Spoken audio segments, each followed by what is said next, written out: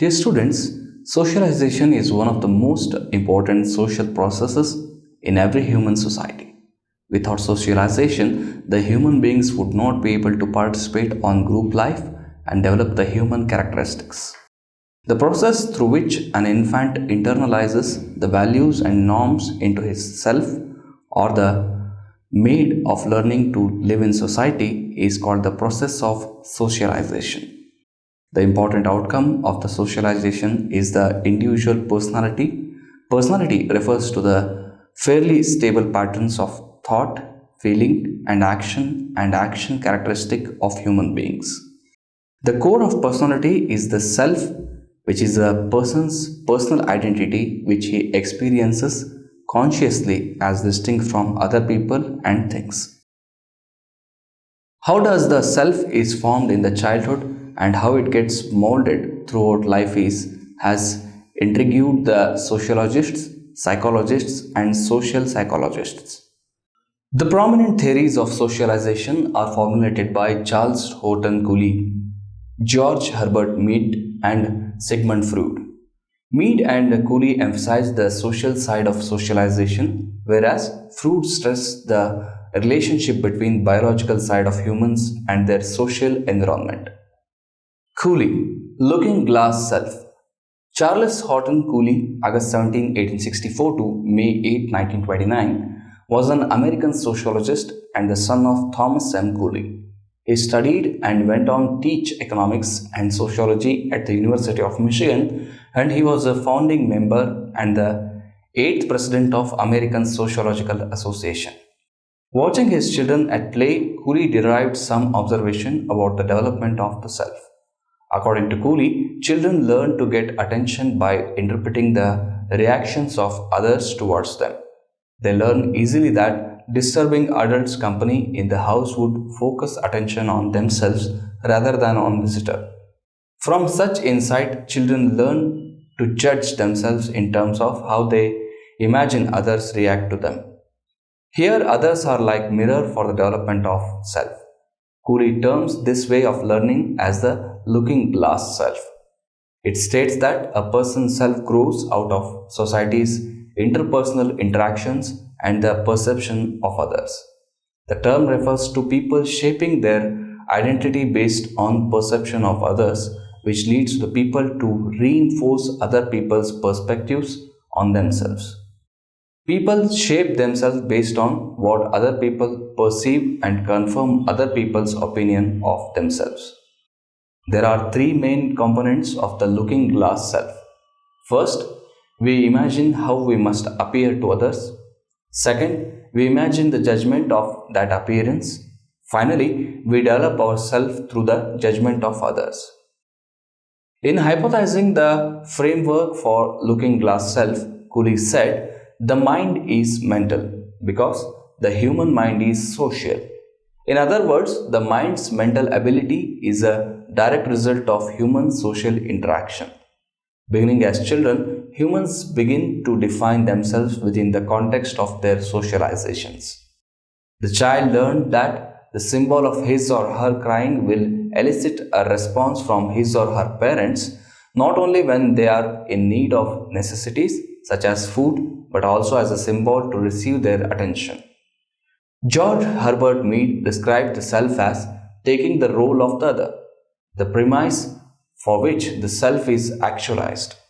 Through interaction with others, we begin to develop an identity about who we are as well as empathy for others. An example of the looking self concept is computer technology. Using computer technology, people can create an avatar, a customized symbol that represents the computer user. For example, in the virtual world Second Life, the computer user can create a human-like avatar that reflects the user in regard to race, age, physical makeup, status, and the like.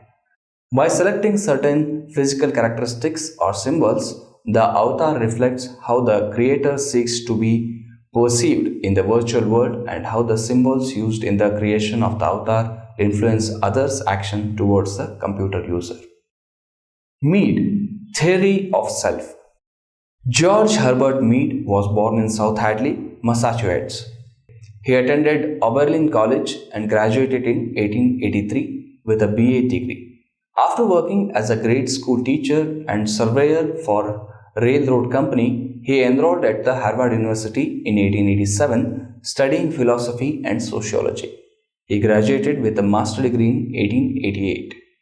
Mead obtained a post at the University of Michigan in 1891, where he met Charles Horton Cooley and John Dewey, both of whom would influence his work greatly. In 1894, Mead moved to the University of Chicago, where he taught until his death. He is regarded as one of the founders of social psychology and the American sociological tradition in general. George Herbert Mead has presented a social psychological theory of relation among the mind, the self, and the society in his theory of socialization. Mead pointed out that our self-concept is not equally influenced by all persons. Some are important to us than others. These whose judgments are important are called significant others. For an infant, significant others are its mother, father, grandparents, teachers, and playmates. Teenagers rely heavily on their peers, while for the adults, significant others may be from their parents and friends to ministers and employers. Human beings have thinking capacity and language, so they can carry on mental conversation. It means mentally indicate something to ourselves and respond internally to it. It is through this facility we can anticipate others' behavior. Through internal conversation, we can imagine the thoughts, emotions, and behavior of others in a given situation. This ability enables human beings to engage in role-taking, which is process of mentally guessing the viewpoint of another individual and then responding to oneself from the imaginary viewpoint. According to Mead, the ability for role-taking is the result of two-stage process, namely play and game stages. A child in its third or fourth year of age begins to assume the status of individual and acts out the behavior associated with them. A young child can be seen playing the role of mother, father, police officer, cowboy, etc. This imitation or play involves acting and thinking as a child imagines another person would. This is play stage according to Mead, the stage in which children take on the role of individuals one at a time.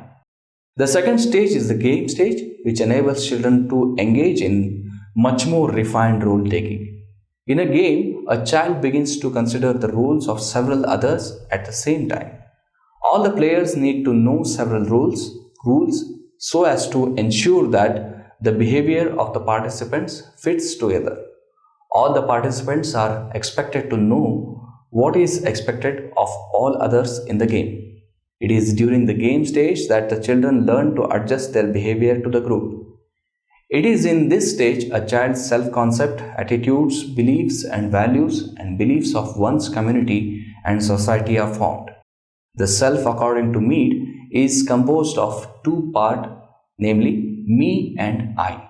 The me is part of the self formed during the socialization, and it is accounts for predictability and conformity. Yet, most of the social behavior is spontaneous and unpredictable. The I constantly encounters me as we conduct ourselves in social situations. The first reaction of self comes from the I, but before we act in the initial impulse, it directed in socially acceptable channels by the me. Thus, I normally takes on me into account before acting, but me does not always control the innovative dimensions of the self. Freud, psychoanalysis. Psychology's most famous figure is also one of the most influential and controversial thinkers of the 20th century. Sigmund Freud's work and theories helped shape our views of childhood, personality, memory, sexuality, and therapy. Other major thinkers have contributed work that grew out Freud's legacy, while others developed new theories out of opposition to his ideas. In 2001, Time magazine referred to Freud as one of the most important thinkers of the last century. A 2006 Newsweek article called him history's most debunked doctor. While his theories have been the subject of considerable controversy and debate, his impact on psychology, therapy, and culture is undeniable. As W. H. Auden wrote in his 1973 poem In Memory of Sigmund Freud, if often he was wrong and at times absurd, to us he is no more a person now, but a whole climate of opinion. Sigmund Freud was an Austrian neurologist who founded the discipline of psychoanalysis.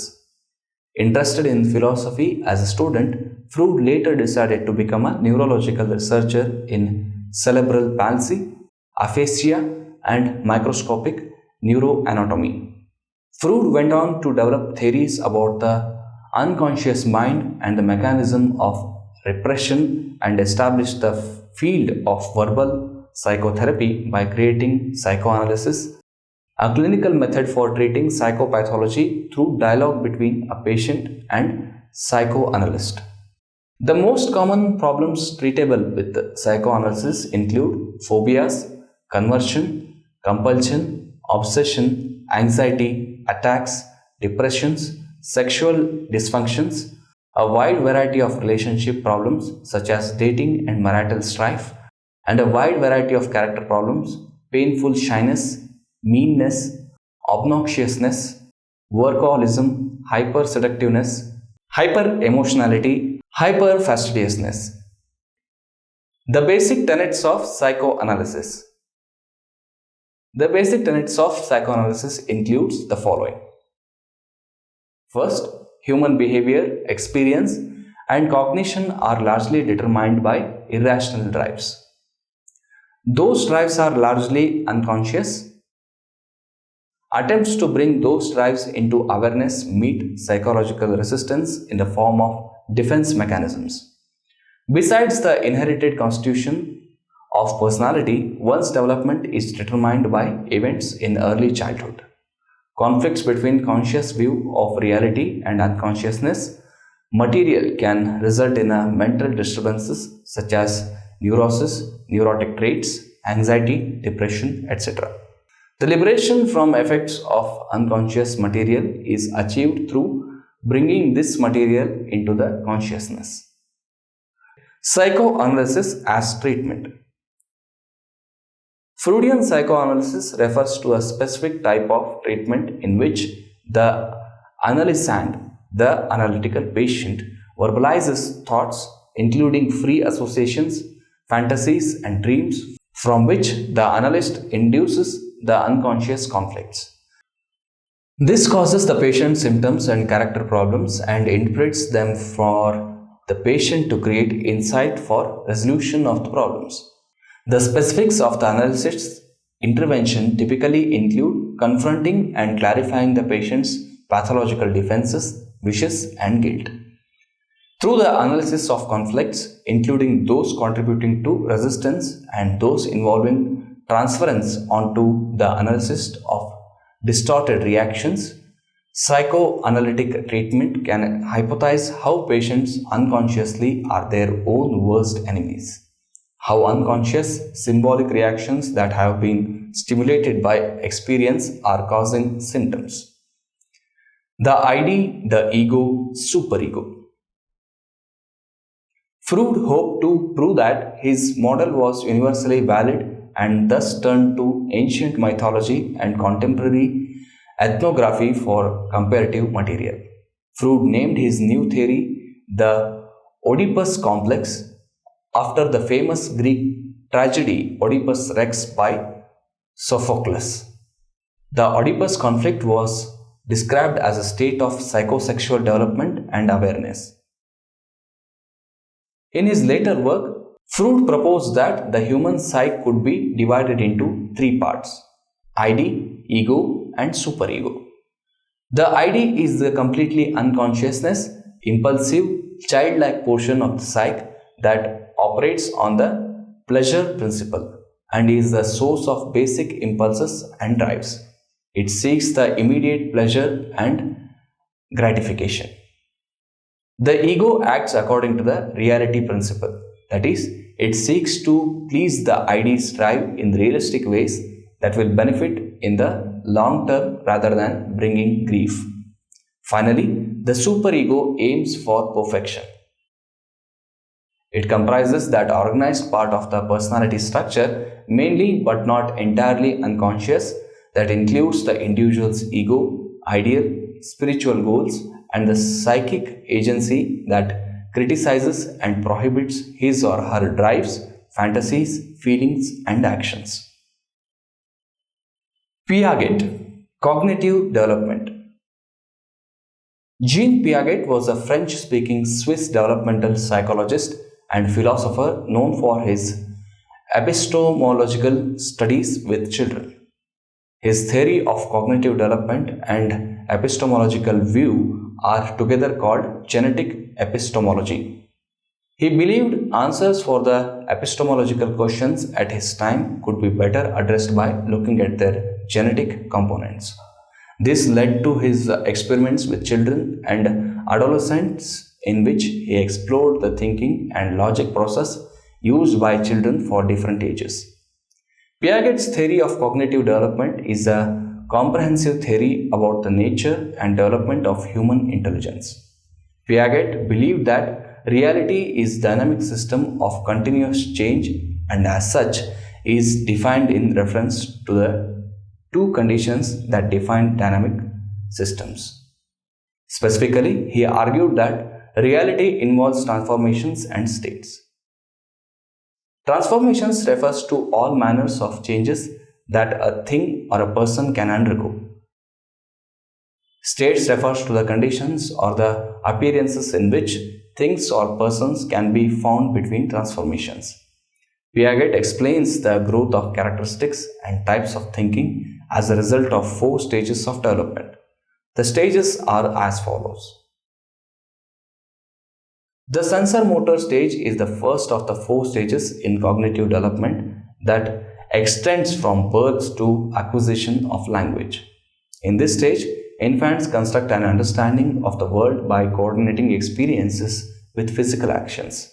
In other words, infants gain knowledge of the world from the physical actions they perform. The development of object permanence is one of the most important accomplishments of this age. The pre-operational stage is the second stage of cognitive development. It begins around the end of the second year. During this stage, the child learns to use and represent objects by images, words, and drawings. The child is able to form stable concepts as well as mental reasoning and magical beliefs. The third stage is called concrete operational stage and occurs approximately between the age of 7 to 11 years. In this stage, children develop the appropriate use of logic and are able to think abstractly, make rational judgments and about concrete phenomena, and systematically manipulates symbols related to concrete objects. The final stage is known as the formal operational stage, which is adolescence and into adulthood. Intelligence is demonstrated through logical use of symbols related to abstract concepts. At this point, the person is capable of hypothetical and deductive reasoning. When studying the field of education, Piaget identified 2 processes, accommodation and assimilation. Assimilation describes how humans perceive and adapt to new information. It is the process of taking one's environment and new information and fitting it into pre-existing cognitive schemas. Accommodation, unlike assimilation, is the process of taking one's environment and new information and altering one's pre-existing schemas in order to fit in the new information. Daniel Levinson, Positive Development. Daniel J. Levinson, an American psychologist, was one of the founders of the field of positive adult development. He was born in New York City on May 28, 1920 and completed his dissertation at the University of California, Berkeley in 1947.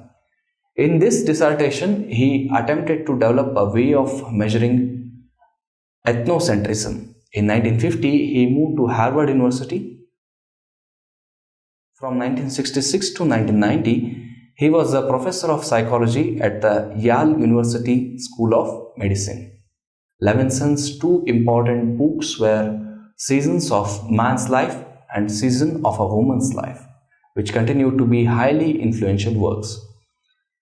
His multidisciplinary approach is reflected in his work on the life structure theory of adult development. Positive adult development. Positive adult development is one of the four major forms of adult developmental study. The other three are directional changes, stasis, and decline. Positive adult development processes are divided into the following six areas of study. Hierarchical complexity, knowledge, experience, expertise, wisdom, spirituality.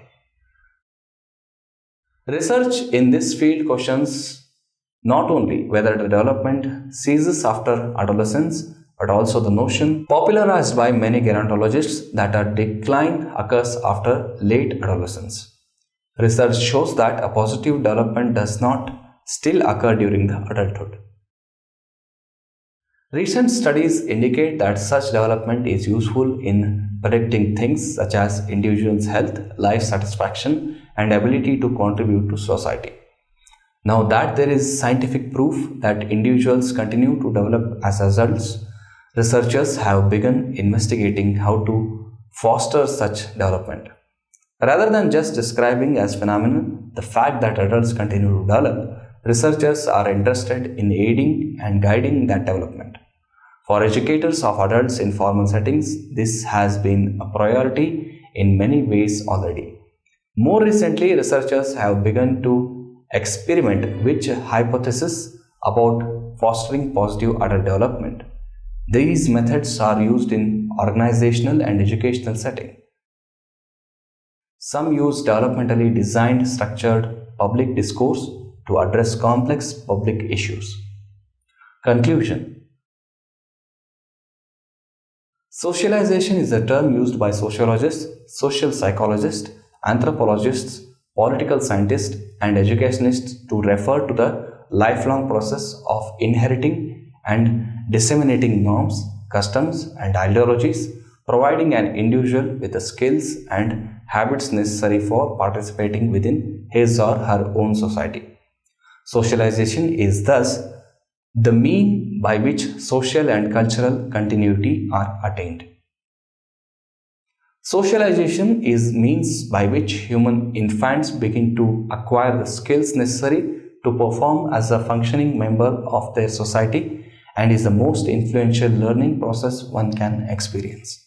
Unlike other living species whose behavior is biologically set, humans need social experience to learn their culture and to survive. Although cultural variability manifests in the actions, customs, and behaviors of whole social groups, the most fundamental expression of culture is found at the individual level. This expression can only occur after an individual has been socialized by his or her parents, family, and extended social networks. Group socialization is the theory that an individual's peer groups, rather than parental figures, influences his or her personality and behavior in adulthood. Adolescents spend more time with peers than with parents. Therefore, peer groups have stronger correlation with personality development than parental figures do. For example, twin brothers whose genetic makeup are identical will differ in personality because they have different groups of friends, not necessarily because their parents raised them differently. Gender socialization, Henslin 1999, contends that an important part of socialization is the learning of culturally defined gender roles.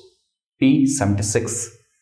Gender socialization refers to the learning of behavior and attitudes considered appropriate for a given sex. Boys learn to be boys and girls learn to be girls.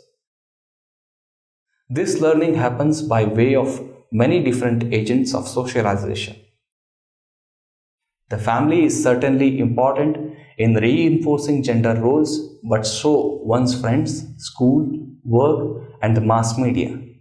Gender roles are reinforced through countless subtle and not so subtle ways, said Henslin.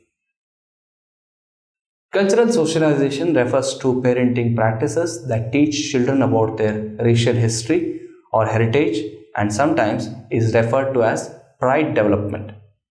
Preparation for bias refers to parenting practices focused on preparing children to be aware of and cope with discrimination. Promotion of mistrust refers to parenting practices of socializing children to be wary of people from other races. Egalitarianism refers to socializing children with the belief that all people are equal and should be treated with a common humanity.